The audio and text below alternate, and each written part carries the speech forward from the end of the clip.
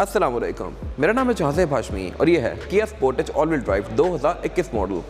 ये Kia Sportage की 4th generation है जो कि वर्ल्ड वाइड 2015 में लॉन्च की गई थी और 2019 में पाकिस्तान में लॉन्च की गई थी। 2021 में ये जनरेशन डिसकंटिन्यू हो गई, लेकिन पाकिस्तान में ये गाड़ी अभी भी आ रही है। इनिशियली इस गाड़ी के दो मेन वेरिएंट्स थे, ऑल व्हील ड्राइव और फ्रंट व्हील ड्राइव। ये इस गाड़ी का ऑल व्हील ड्राइव है, यानी कि टॉप ऑफ लाइन। फिर कुछ टाइम बाद इस गाड़ी में एक और वर्जन भी लॉन्च कर दिया गया था, स्पोर्टेज अल्फा, जो कि अब सबसे छोटा वेरिएंट है और उसका कंपैरिजन भी मैंने इस गाड़ी के साथ किया हुआ है। अगर आपने वो कंपैरिजन देखना है तो आप इस आई कार्ड में देख सकते हैं। खैर, ये इस गाड़ी का टॉप ऑफ लाइन वेरिएंट है और कुछ इस जैसी ही गाड़ी होंडा टुक्सॉन भी कुछ टाइम बाद पाकिस्तान में लॉन्च की गई थी। और होंडा बेसिकली किया को ऑन करती है, तो होंडा टुक्सॉन और किया स्पोर्टेज ऑलमोस्ट एक ही गाड़ियाँ हैं, जैसे इनकी लुक्स डिफरेंट हैं। इंजन इन गाड़ियों में सेम ही आता है। Honda is the parent company, किया फिर आगे इसकी एक ब्रांच है। खैर, इंजन इस गाड़ी में 2000 सीसी आता है और इसमें फीचर्स बहुत सारे दिए गए हैं। शहर में यूज़ करने के लिए एक बहुत अच्छी गाड़ी है और ये स्पेसिफिक कार साइकिल मोटरस्पोर्ट्स के पास अवेलेबल है। अगर आपने इस गाड़ी के बारे में कोई इन्फॉर्मेशन लेनी है तो आप इसी के नंबर पर कॉल कर सकते हैं या फिर आप साइकिल मोटरस्पोर्ट्स को विजिट कर सकते हैं, जो कि रावलपिंडी में DSA 2 के गेट 1 के ऑपोजिट लोकेटेड है, GT रोड के ऊपर। और इसके अलावा साइकिल मोटरस्पोर्ट्स पे न्यू एंड यूज कार्स की एक काफ़ी ह्यूज वैरायटी अवेलेबल है। प्लस यहाँ पे गाड़ियों का काम भी किया जाता है, जैसे graphene coating, ceramic coating, wraps, tints, seat covers भी यहाँ पे अवेलेबल हैं, rims, over fenders, bumpers, face lifts, हर तरह की मॉडिफिकेशन का काम किया जाता है। तो अगर आपने इनके बारे में कोई इन्फॉर्मेशन लेनी है तो आप साइकिल मोटरस्पोर्ट्स की वेबसाइट पे भी जा सकते हैं, जो कि www.cyclemotorsports.pk। Overall it's a great car and today I am going to review it. Let's start with the exterior of this car. ये किया स्पोर्टेज की 4th जनरेशन का फ्रंट लुक है, जो कि थोड़ा अनकन्वेंशनल सा है। कुछ लोगों को ये बहुत पसंद आता है और कुछ लोगों को ये थोड़ा अजीब लगता है। मेरे ख्याल से ये लोग ठीक है, अच्छा है। इस गाड़ी की हेडलाइट्स और बाकी बम्पर वगैरह का डिज़ाइन थोड़ा सा बाकी गाड़ियों से हट के है। अगर बात की जाए फीचर्स की, तो फीचर यहाँ पे बहुत सारे दिए गए हैं। अपने टाइम के लिहाज से 2019 में इस गाड़ी में बहुत ज़्यादा फीचर आते थे, जैसे कि इस गाड़ी की हेडलाइट्स ऑटो के फीचर के साथ आती हैं, यानी कि ये रात और दिन को सेंस करके ऑटोमेटिकली ऑन या ऑफ होंगी। फिर इसमें DRL भी दी गई हैं। इंडिकेटर इस गाड़ी में LED में आते हैं और उसके अलावा इस गाड़ी के वाइपर्स भी रेन सेंसिंग हैं, यानी कि ये बारिश को सेंस करके ऑटोमेटिकली ऑन या ऑफ होंगे। इसके अलावा इस गाड़ी में फॉग लैंप्स भी दिए गए हैं और फ्रंट पे पार्किंग सेंसर्स भी आते हैं, जो कि 2019 में पाकिस्तान में कोई भी गाड़ी ऑफर नहीं करती थी। इसमें पार्किंग सेंसर्स भी दिए गए हैं। ऑल व्हील ड्राइव वर्जन में फ्रंट और बैक दोनों पे आते हैं, जबकि फ्रंट व्हील ड्राइव वाली गाड़ी में सिर्फ बैक पे आते हैं। स्पोर्टेज अल्फा में पार्किंग सेंसर्स आते ही नहीं हैं। इसके अलावा फ्रंट पे इस पर क्रोम वगैरह काफ़ी दिया गया है। स्पोर्टेज अल्फा में ये थोड़ा क्रोम कम आता है और उसके अलावा इसकी लुक फ्रंट से मेरे ख्याल से बड़ी मज़े की है। इसके बोनट के अंदर काफ़ी स्ट्रॉन्ग हम्प्स दिए गए हैं और इसके अलावा यहाँ पे कुछ खास है नहीं। इस कैटेगरी में कुछ और गाड़ियाँ भी आती हैं, जैसे कि MGHS और प्रोटॉन। वो गाड़ियाँ कंपैरेटिवली फीचर इन गाड़ियों से बहुत ज़्यादा ऑफर करती हैं। इस तरह से में रडार भी आता है। रडार फिर एडाप्टिव क्रूज कंट्रोल, लेन की असिस्ट, इस तरह की चीज़ों को भी इनेबल कर देता है, जो कि इस गाड़ी में नहीं है। बट स्टिल इन गाड़ियों की मार्केट पाकिस्तान में इतनी स्ट्रॉन्ग है कि मेरे ख्याल से इट्स अ ट्रेड ऑफ। अगर बात की जाए साइड प्रोफाइल की, तो ये गाड़ी कैटेगरी के लिहाज से कॉम्पैक्ट SUV है। कॉम्पैक्ट SUV बेसिकली एक सेडान और एक मिड साइज SUV के बीच की चीज़ होती है, यानी कि इसकी हाइट नॉर्मल सेडान वगैरह सिविक वगैरह से थोड़ी सी ज़्यादा है, लेकिन ये इतनी भी ऊंची नहीं है कि ये फॉर्च्यूनर वगैरह की हाइट तक पहुँचे। तो ये इन दोनों के एक बीच की चीज़ है और इसके अलावा फीचर्स भी यहाँ पे बहुत सारे आते हैं। इस तरह से कि इस गाड़ी के अगर साइड मिरर की बात की जाए तो ये साइड मिरर रिट्रैक्टेबल भी हैं और इनमें ऑटो का फीचर भी आता है, यानी कि ये गाड़ी लॉक अनलॉक करने के साथ साथ फोल्ड और अनफोल्ड भी होते हैं, लाइक दिस। और इवन अगर आप इनको अनलॉक ना भी करें और आपके पास चाबी हो, आप जिस गाड़ी के पास से गुजरें तो ये साइड मिरर ओपन होकर आपको ग्रीट करते हैं। ये मेरे ख्याल से एक अच्छी चीज़ है। इसमें इंडिकेटर भी LED में आता है। इसी तरह इसमें जो सॉफ्ट अनलॉक है, ये भी ड्राइवर और पैसेंजर दोनों के पास दिया गया है, यानी कि आप यहाँ से चाबी यूज़ किए बगैर गाड़ी को लॉक अनलॉक कर सकते हैं। तो ये मेरे ख्याल से एक अच्छी चीज़ है। इस गाड़ी में वेलकम लैंप्स भी आते हैं, जो कि गाड़ी के डोर हैंडल्स के अंदर दिए गए होते हैं। ये भी आपको रात के टाइम ग्रीट करते हैं। इसके अलावा इस गाड़ी में क्रोम काफ़ी सारा दिया गया है, डोर हैंडल्स के ऊपर भी, विंडोज़ के आसपास भी, और इस गाड़ी में ऊपर ये रूफ रेल्स भी दी गई हैं, जो कि इसमें एक SUV वाला टच ऐड करती हैं। SUV जैसे टच देने के लिए इसमें ये एप्रन्स भी ऐड किए गए हैं टायरों के आसपास, जो कि पूरी गाड़ी के अराउंड कंटिन्यू करते हैं। और उसके अलावा इस स्पेसिफिक कार में ये AWD की बैचिंग भी दी गई है, क्योंकि ये गाड़ी टॉप ऑफ लाइन है all wheel drive. Front wheel drive या अल्फा में यहाँ पे कोई बैच नहीं आता, ऑल व्हील ड्राइव वाली गाड़ी में ये एक बैच दिया गया है। स्पेसिफिक कार में ये नीचे स्टेप बार भी इंस्टॉल किया गया है, जो कि आफ्टर मार्केट है। आप किया से भी लगवा सकते हैं या बाहर से भी लेकर लगवा सकते हैं। करेक्टर लाइन इस गाड़ी में कोई बहुत ज़्यादा स्ट्रॉन्ग नहीं दी गई, जिसकी लाइट से करेक्टर लाइन फ्रंट फेंडर से रेयर फेंडर से कंटिन्यू करती हैं, लेकिन किया ऑफिशियली क्लेम करता है कि इस गाड़ी का डिज़ाइन फाइटर जेट से इंस्पायर्ड है। आई डोंट नो कैसे, इसमें ऐसा कुछ भी नहीं दिया गया। और इसके अलावा इस गाड़ी में 18 इंचेस के आते हैं, जिनके बारे में मैं आगे बात करूंगा अभी।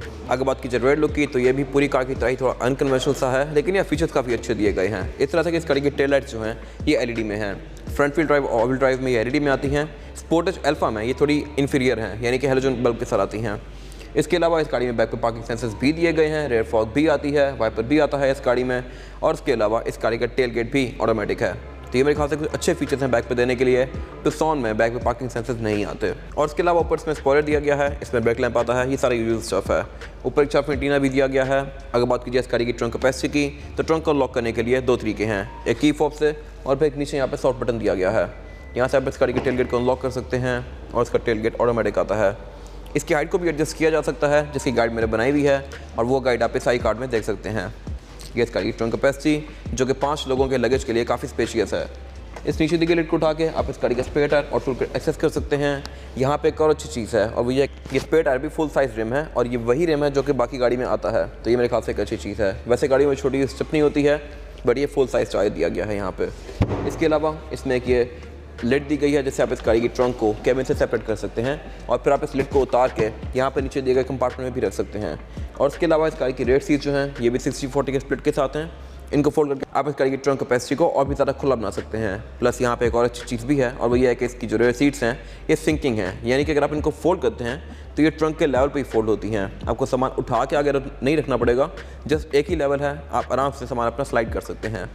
ट्रंक को बंद करने के लिए एक यहाँ बटन दिया गया है और इसको आप यहाँ से इलेक्ट्रॉनिकली इस तरह से बंद कर सकते हैं। ये चीज़ सिर्फ AWD में आती है, फ्रंट व्हील ड्राइव में नहीं आती।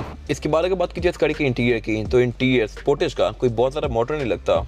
ये गाड़ी 2015 में डेवलप की गई थी और उस टाइम के लिहाज से तो ये इंटीरियर ठीक है, बट 2023 में ये इंटीरियर कोई खास मॉडर्न नहीं लगता, ये बड़ा बेसिक सा ही है।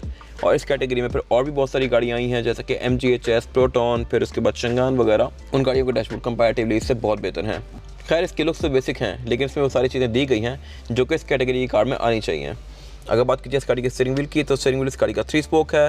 लेफ्ट साइड स्पोक पर डिफरेंट कंट्रोल्स दिए गए हैं। लेफ्ट स्पोक वाले कंट्रोल मल्टीमीडिया सिस्टम के हैं और राइट स्पोक वाले कंट्रोल पे एक क्रूज दिया गया है और लेफ्ट वाले कंट्रोल से आप इस गाड़ी के MRI डिस्प्ले के बीच में नेविगेट कर सकते हैं। इस गाड़ी का MRI डिस्प्ले बहुत छोटा सा है, मेरे ख्याल से ये बड़ा होता तो बेहतर था। खैर एयरबैग इस गाड़ी के अंदर सिर्फ 2 ही आते हैं, एक डैशबोर्ड के अंदर और एक स्टीयरिंग व्हील के अंदर। अगर मेरे ख्याल से ज़्यादा आते तो बेहतर था, क्योंकि इस कैटेगरी में और भी बहुत सारी गाड़ियां हैं जो कि इसी प्राइस टैग पे बहुत सारे एयरबैग ऑफर करती हैं। इसके अलावा अगर बात कीजिए इस गाड़ी के मीटर की, तो मीटर इस गाड़ी का अगेन बिल्कुल बेसिक सा ही है। इसमें 2 मेन डायल दिए गए हैं और सेंटर में एक छोटा सा MRI डिस्प्ले दिया गया है। इस MRI डिस्प्ले के बीच में आप यहाँ पे दिए गए कंट्रोल से नेविगेट कर सकते हैं और इसमें सारी बेसिक चीज़ें आती हैं जैसे कि ड्राइवर असिस्टेंस, डोर्स, लाइट्स, इन सारी चीज़ों को आप यहाँ से कॉन्फ़िगर कर सकते हैं। तो सोन में जो वायरलेस चार्जर आता है उसको भी आप यहाँ से ऑन ऑफ कर सकते हैं। इसके अलावा ट्रिप्स, एवरेज किलोमीटर पर लीटर, इस तरह की सारी चीज़ें भी आपको यहीं पे शो होती हैं। इसके अलावा यहाँ पे कुछ खास है नहीं। अगर बात की जाए इस गाड़ी के डैशबोर्ड की, तो डैशबोर्ड भी इस गाड़ी का ऊपर वाला एरिया इसका सॉफ्ट टच मटेरियल की फिनिश में है, लेकिन जो ये वाइट वाला एरिया है ये चीप प्लास्टिक है और सेम चीप प्लास्टिक इसके डोर्स के अंदर भी कंटिन्यू किया गया है। तो मेरे ख्याल से इस प्राइस टैग पे ये थोड़े प्रीमियम हो सकते थे। बाकी डैशबोर्ड के सेंटर में एक मल्टीमीडिया पैनल दिया गया है जो कि अच्छा है साइज़ में और इसमें फीचर्स बहुत सारे आते हैं जैसे कि एंड्रॉयड ऑटो, एप्पल कारप्ले। इसके अलावा आप इसमें नेविगेशन भी यूज़ कर सकते हैं, अपना मीडिया भी यहाँ पे प्ले कर सकते हैं। मीडिया वाला फीचर स्पोर्टेज अल्फा में नहीं आता। स्पोर्टेज अल्फा के मल्टीमीडिया पैनल के अंदर अगर आप USB लगाएंगे तो आपकी वीडियोस प्ले नहीं होंगी, इसमें आप वीडियोस प्ले कर सकते हैं। इसके अलावा आप इसको ब्लूटूथ से फ़ोन से कनेक्ट कर सकते हैं और इसमें गाड़ी का क्लाइमेट कंट्रोल भी शो होता है जो कि अगेन मेरे ख्याल से एक अच्छी चीज़ है। बहुत सारी गाड़ियों में मल्टीमीडिया पैनल जो होते हैं वो क्लाइमेट कंट्रोल के साथ सिंक नहीं होते, इवन सिर्फ RS में भी ये सिंक नहीं है, बट इस गाड़ी में ये है और ये मेरे ख्याल से एक अच्छी चीज़ है। बाकी साइज़ भी इसका स्पोर्टेज अल्फा से बड़ा आता है। उससे नीचे इस गाड़ी का क्लाइमेट कंट्रोल दिया गया है। क्लाइमेट कंट्रोल ये पहली कार है जो कि पाकिस्तान में डुअल जोन लेके आई थी। ये मेरे ख्याल से एक अच्छी चीज़ है। इस गाड़ी ने स्टैंडर्ड्स वाकई में काफ़ी रेस किए थे। इससे पहले इवन रिवो में भी क्लाइमेट कंट्रोल डुअल जोन नहीं आता था। रिवो ने अब रॉको से देना शुरू किया है, बट ये पहली कार थी जिसमें ये चीज़ आई थी। डुअल जोन का मतलब यह है कि ड्राइवर और पैसेंजर अपनी मर्जी के लिहाज से इस गाड़ी के क्लाइमेट कंट्रोल को एडजस्ट कर सकते हैं। अगर पैसेंजर को ठंड लग रही है और ड्राइवर को गर्मी, तो ड्राइवर AC ऑन करके यहाँ पर ठंडी हवा लग सकता है और पैसेंजर को हवा गर्म ही जाएगी। ये मेरे ख्याल से एक मज़े की चीज़ है। इसके अलावा उससे नीचे इस गाड़ी का USB इनपुट दिया गया है, चार्जिंग आउटलेट दिया गया है और एक सिग्नल लाइट दिया गया है। बाकी ये नीचे एक ड्रॉर दी गई है। टुक्सॉन में इस ड्रॉर के अंदर वायरलेस चार्जर आता है जो कि अगेन मेरे ख्याल से एक अच्छी चीज़ है और इस गाड़ी में नहीं है, बट ये ट्रेड ऑफ है बिटवीन फीचर्स। इस गाड़ी में पार्किंग सेंसर्स आते हैं, उसमें सेंसर्स नहीं आते, बट वायरलेस चार्जर आता है जो कि इसमें नहीं दिया गया। उससे पीछे इस गाड़ी का ये गियर लेवर दिया गया है। आप इस गाड़ी को डिफरेंट गियर्स में इस तरह से स्विच करेंगे और आप इस गाड़ी को मैनुअली भी चला सकते हैं गियर लेवर को राइट पे करके, लाइक दिस। इसको आप अप शिफ्ट या डाउन शिफ्ट इस तरह से करेंगे, लेकिन इसमें पैडल शिफ्टर्स नहीं आते, जो कि मेरे ख्याल से होते तो अच्छी बात थी, बट नहीं भी है तो इट्स ओके। साथ 2 कप होल्डर्स दिए गए हैं और उससे पीछे इस गाड़ी में काफ़ी सारे कंट्रोल्स दिए गए हैं क्योंकि ये गाड़ी टॉप ऑफ लाइन है, जैसा कि पार्किंग सेंसर्स का कंट्रोल, इनको आप यहाँ से ऑन ऑफ कर सकते हैं। इलेक्ट्रॉनिक पार्किंग ब्रेक जो कि फ्रंट व्हील ड्राइव और ऑल व्हील ड्राइव में आती है, अल्फा में नहीं आती। उसके साथ ड्राइव मोड्स दिए गए हैं। इस गाड़ी में 3 ड्राइव मोड्स आते हैं, नॉर्मल, इको और स्पोर्ट। और उससे पीछे डिफरेंशियल लॉकिंग दिया गया है जो कि ऑल व्हील ड्राइव वाली कार में आता है। और फिर डाउन एसेस कंट्रोल, ये भी इस गाड़ी तक लिमिटेड है। उससे पीछे एक ये वाटर होल्डर दिया गया है और ये सेंटर कंसोल दिया गया है। सेंटर कंसोल इस गाड़ी का लेदर की फिनिश में है और ये काफ़ी स्पेशियस है, लेकिन इस गाड़ी में कोई कूल बॉक्स नहीं आता। टुक्सॉन में कूल बॉक्स भी ऑफर होता है। इसके बाद अगर बात की जाए इस गाड़ी की सीट्स की, तो ऑल व्हील ड्राइव वाली कार में सीट्स लेदर की फिनिश में हैं और ये सीट्स परफोरेटेड हैं। इस गाड़ी की फ्रंट व्हील ड्राइव और अल्फा वेरिएंट में सीट्स फैब्रिक की फिनिश में आती हैं। वो सीट्स कंपैरेटिवली से ज़्यादा कंफर्टेबल होती हैं। ये सीट्स थोड़ी सी हार्ड हैं, वो बड़ी सॉफ्ट सी होती हैं। इसके अलावा ड्रॉर वगैरह इस गाड़ी की नॉर्मल है, इसमें कूल बॉक्स नहीं दिया गया। और इसमें जो रेयर व्यू मिरर है ये ऑटो डिमिंग फीचर के साथ आता है, बट टुक्सॉन में यहाँ पे कंपास भी ऑफर होती है। इसके अलावा ऊपर इसमें एक ये ब्लू सा पार्ट दिया गया है जो कि सनशेड काम करता है और ये फीचर भी प्रीमियम कार्स में आता है। विंडोज़ के कंट्रोल ड्राइवर के साइड पे दिए गए हैं। इस गाड़ी में सिर्फ ड्राइवर की विंडो सिंगल टैप वाली है और ये सिंगल टैप से फुली रोल डाउन और रोल अप भी होती है। अगेन स्पोर्टेज अल्फा में ये सिर्फ ऑटो डाउन होती है, ऑटो अप नहीं होती। और ये इस गाड़ी का best feature panoramic roof. Again Sportage पहली कार थी जो कि पाकिस्तान में पैनोरामिक रूफ लेके आई थी। इससे पहले किसी भी कार में पैनोरामिक रूफ नहीं आई थी और मेरे ख्याल से अभी भी नहीं आती इन गाड़ियों के अलावा। यही गाड़ियां हैं स्पोर्टेज, टुक्सॉन, एमजी वगैरह जो कि पैनोरामिक रूफ देती हैं। इसके अलावा कोई भी कार यहाँ पे ऑफर नहीं करती। इसमें एक काफ़ी बड़ा सारा ग्लास दिया गया है जिसको आप ओपन भी कर सकते हैं और ये गाड़ी को बड़ी अच्छी लुक देता है। बाकी सेंटर में इसकी केबल लाइट्स दी गई हैं जो कि एलईडी में है और एक सन ग्लास होल्डर भी आता है यहाँ पे। अगर बात की जाए रेयर पैसेंजर्स के लिए सीटिंग कैपेसिटी की, तो बैक पे यहाँ पे 3 लोग आसानी से बैठ सकते हैं। थर्ड पर्सन को थोड़ी सी पाँव रखने में मुश्किल होगी, लेकिन ये गाड़ी चौड़ाई में काफ़ी स्पेशियस है तो यहाँ पे थर्ड पर्सन भी एडजस्ट हो जाएगा। बैक पे मेरे पास यहाँ पे लेग रूम भी काफ़ी स्पेशियस है, ड्राइवर की सीट को नॉर्मल सिटिंग पोस्टर पे करने के बाद भी, और हेडरूम भी इस गाड़ी के अंदर काफ़ी स्पेशियस है। बैक पे यहाँ पे किसी को कोई इशू नहीं होने वाला। थर्ड पैसेंजर के लिए एक सेंटर में हम्प आता है तो उसको पाँव रखने में थोड़ी सी मुश्किल होगी, बट यहाँ थर्ड पर्सन एडजस्ट हो सकता है। इसके अलावा फीचर्स यहाँ पे काफ़ी सारे दिए गए हैं रेयर पैसेंजर्स के लिए, जैसा कि इसमें ये 2 एयरवेंट्स दिए गए हैं, बैक पे 2 चार्जिंग आउटलेट भी दिए गए हैं। और इसके अलावा इस गाड़ी की जो ये सीट्स हैं ये रिक्लाइनिंग हैं, इनको आप इस तरह से एडजस्ट भी कर सकते हैं लाइक दिस। आपके लिए जो सिटिंग पोस्चर कंफर्टेबल है आप उसमें चीज़ को एडजस्ट कर सकते हैं। और इसके अलावा सेंटर में एक सेंटर कंसोल दिया गया है जिसको निकाल के आप इसमें से 2 कप होल्डर एक्सेस कर सकते हैं और इसको एज एन आर्मरेस्ट भी यूज़ कर सकते हैं। बाकी बैक पे स्पीकर्स भी आते हैं डोर्स में और इसके अलावा ऊपर एक ये पैनोरामिक रूफ भी दी गई है जो कि रेयर पैसेंजर्स का व्यू इस गाड़ी में काफ़ी अच्छा बनाती है। इसके अलावा यहाँ पे ये रीडिंग लाइट्स दी गई हैं क्योंकि डेफिनेटली इसके सेंटर में कोई कैमरे लाइट नहीं आती पैनोरामिक रूफ की वजह से, तो इसमें ये साइड पे दी गई हैं। इसके अलावा बैक पे आईएसएफएक्स के पोर्ट्स भी आते हैं, सीट बेल्ट्स भी आती हैं और हेडरेस्ट भी 3 आते हैं। स्पोर्टेज के टॉप ऑफ लाइन यानी AWD वर्जन के अंदर ड्राइवर और पैसेंजर दोनों की सीट्स इलेक्ट्रॉनिकली एडजस्टेबल आती हैं और ड्राइवर की सीट में लंबा सपोर्ट भी दिया गया है। स्पोर्टेज में एक चीज़ अजीब है और वो ये है कि फ्रंट डोर्स में जो ये वाला पोर्शन है ये सॉफ्ट टच मटेरियल है, जबकि रेयर डोर्स में ये चीप प्लास्टिक है। आई डोंट नो ऐसा क्यों है, बट ये है। अगर बात की जाए इंजन की, तो स्पोर्टेज के तीनों वर्जन में एक ही इंजन ऑफर होता है 2.0 लीटर। और यहाँ पे एक और मज़े का फैक्ट ये है कि सिर्फ स्पोर्टेज में ही नहीं बल्कि टुक्सॉन में भी और इलेंट्रा में भी सेम यही इंजन आता है। इसकी वजह यह है किया की पेरेंट कंपनी होंडाई है और होंडाई ने एक ही इंजन बना के तीनों गाड़ियों में चला दिया है। ये इंजन 2000 सीसी है और इन लाइन 4 सिलेंडर है, डॉक इंजन 16 वॉल्व। और ये गाड़ी 155 हॉर्स पावर प्रोड्यूस करती है with 195 newton metre of torque, जो कि मेरे ख्याल से अच्छे परफॉर्मेंस फिगर्स हैं। इस बॉडी साइज़ के लिहाज से इलेंट्रा में ये इंजन बहुत पावरफुल फील होता है क्योंकि डेफिनेटली वो गाड़ी साइज़ में से छोटी है। इसके अलावा ड्राइव ट्रेन इस इंजन के साथ 2 ऑफर होती हैं, फ्रंट व्हील ड्राइव और ऑल व्हील ड्राइव। ये specific car all wheel drive है, यानी कि ये 4 टायर पावर को डिस्ट्रीब्यूट करती है। इससे पहले मैंने टुक्सॉन का रिव्यू भी किया है, वो भी आप इस आई कार्ड में देख सकते हैं मेरे चैनल पे। और इसके अलावा अगर बात की जाए इस गाड़ी की फ्यूल एफिशिएंसी की, तो ये गाड़ी आपको 1 लीटर में तकरीबन 10 तक की एवरेज दे सकती है डिपेंडिंग अपॉन ड्राइविंग पैटर्न। अगर आप इसको आराम से चलाएं तो, अगर आप इसको रफ यूज़ करते हैं तो विद इन सिटी ये गाड़ी 9 तक भी आ सकती है, 8-9 तक। अगर आप इसको लॉन्ग पे लेके जाते हैं तो ये गाड़ी 15-16 भी चली जाती है अगर आप इसको क्रूज़ लगा के चलाएंगे तो। फ्रंट व्हील ड्राइव गाड़ी की average comparatively all wheel drive वाली से थोड़ी बेहतर होती है। फ्रंट व्हील ड्राइव वाली गाड़ी 1 से 2 किलोमीटर ज़्यादा देती है, तो जो इसमें छोटा वर्जन है वो आपको तकरीबन 12-13 तक की एवरेज दे सकता है अगर आप उसको प्यार से चलाएं तो। खैर, इसका बोनट स्टैंड से ओपन होता है, जो कि अगर मेरे ख्याल से हाइड्रोलिक से ओपन होता तो अच्छी बात थी, बट इसमें स्टैंड दिया गया है। इसके अंदर इंसुलेशन आती है जो कि एक अच्छी चीज़ है।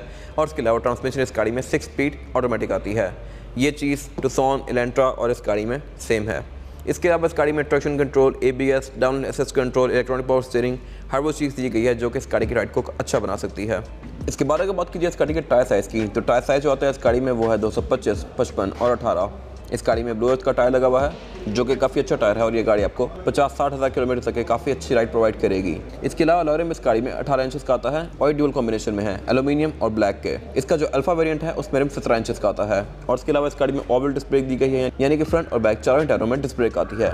और इसके अलावा इस गाड़ी में ABS भी आती है, EPS भी आता है, ट्रैक्शन कंट्रोल भी आता है, डिफरेंशियल लॉकिंग भी आता है। हर वो चीज़ दी गई है जो कि आपकी राइड को काफ़ी अच्छा बना सकती है। इसके अलावा SQV वाला टच ऐड करने के लिए इस गाड़ी में ये व्हील्स के आसपास एप्रन्स भी कंटिन्यू किए गए हैं जो कि मेरे ख्याल से एक अच्छी लुक दे रहे हैं इस गाड़ी को। ये इस गाड़ी की फिजिकल की है, बैक पे होंडा का लोगो और फ्रंट पे लॉक अनलॉक और ट्रंक रिलीज किया गया है। इसमें फिजिकल की भी आती है जो कि आप यहाँ से निकाल सकते हैं। ये था आज का रिव्यू। अगर आपको रिव्यू पसंद आया है तो इस वीडियो को लाइक कीजिए, मेरे चैनल को सब्सक्राइब कीजिए और अगर आपके पास इस गाड़ी से रिलेटेड कोई भी राय है तो उसको कमेंट सेक्शन में शेयर जरूर कीजिएगा ताकि वो लोग जो ये गाड़ी लेने वाले हैं वो आपकी राय से फ़ायदा उठा सकें। अपना ख्याल रखिएगा। Thank you.